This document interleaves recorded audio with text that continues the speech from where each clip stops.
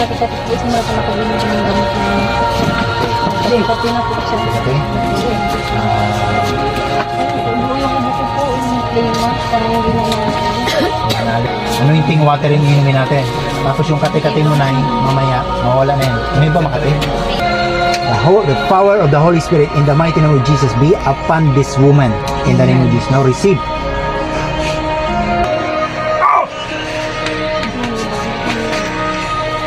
Okay na, galaw. So, hallelujah! Thank you, Jesus! Amen. Amen. Hallelujah! Pakiramdaman niyo po. Nawala. Yun dito po, Makati. Wala na po. Wala na. Hallelujah! Palapakan natin si Lord.